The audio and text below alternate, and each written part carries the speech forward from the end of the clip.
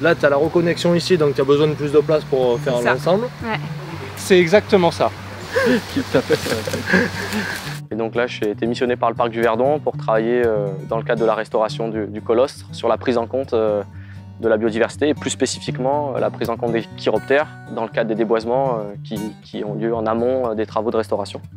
Les arbres qui sont abattus, parce qu'il y a certains arbres qui vont nécessairement être abattus, n'abritent pas de chauves-souris au moment de leur abattage pour pas qu'il y ait de destruction directe d'individus lors de cette phase-là. Il y a donc ces trois rôles pour le colostre vis-à-vis des chauves-souris, à la fois un rôle de corridor pour le déplacement, pour la fonctionnalité, un rôle de gîte, avec des espèces qui vont gîter sous les arbres, dans les trous de pique, derrière les écorces, et puis un rôle d'alimentation, puisque cette ripistyle du colostre est un écotone, c'est-à-dire un espace de transition entre des milieux ouverts et des milieux forestiers, et c'est les espaces les plus riches en biodiversité, et donc en insectes, qui sont la nourriture de base des chauves-souris. C'est-à-dire qu'il y a eu d'abord tout un processus de dessin et de travail qui a permis d'éviter les secteurs les plus propices aux chauves-souris. Donc c'est déjà ce premier travail qui a été fait, d'essayer de travailler uniquement sur une des berges du colostre à chaque fois, pour maintenir toujours un corridor boisé d'un côté. Un choix aussi sur la date de travaux, qui est la date optimale en ce moment, là, en automne. Et puis, à la fin du fin, vient enfin des mesures spécifiques lors de l'abattage des arbres. Mais j'ai envie de dire que c'est vraiment des mesures qui arrivent en dernier dans l'éventail de mesures qu'on peut mettre en place pour préserver les chauves-souris.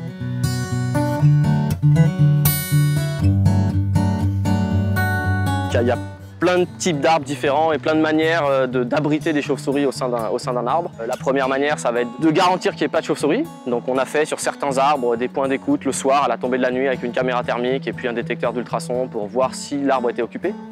Le lendemain, si ce n'était pas le cas, il a été abattu. Les autres techniques, c'est aussi on bouge fortement l'arbre avant l'abattage. C'est une technique qui a marché, puisque encore hier, voilà, deux chauves-souris sont sorties lors de cette étape de déplacement de l'arbre. Ensuite, on utilise un grappin spécifique, c'est-à-dire qu'au moment de la coupe de l'arbre, on va maintenir fortement l'arbre lors de la coupe, puis l'arbre va être posé très délicatement au sol, et une fois que l'arbre est au sol, on va aller vérifier la présence de chauves-souris avant de le déplacer, avant de le débiter, avant de l'écorcer, avant de les brancher, etc. Sur l'ensemble du lit du colosse, c'est plusieurs milliers d'arbres qui ont été inventoriés comme potentiels pour les chauves-souris. Moi, quand je suis passé dans l'emprise des travaux, au final, il n'y avait plus qu'une centaine d'arbres qui étaient concernés. Et finalement, lors des travaux, on a encore réussi à conserver certains arbres en évitant, etc. Et il n'y en a plus qu'une vingtaine, au final, qui ont été coupés. Donc on part d'un millier d'arbres et on arrive à une vingtaine d'arbres qui sont effectivement coupés et abattus dans le cadre de cette restauration. Il y a eu un travail qui a été fait de prise en compte, par exemple, du castor, qui est présent sur le colostre. Par exemple, de prise en compte de l'agrillon de mercure, qui est une petite espèce de libellule bleue qui est protégée à diverses échelles nationales ou européennes. Et donc les zones où ils sont présents ont été balisées et sont évitées dans le cadre du chantier. Mais ce qui est sûr, c'est que normalement les travaux de restauration seront à moyen terme beaucoup plus favorables à ces espèces.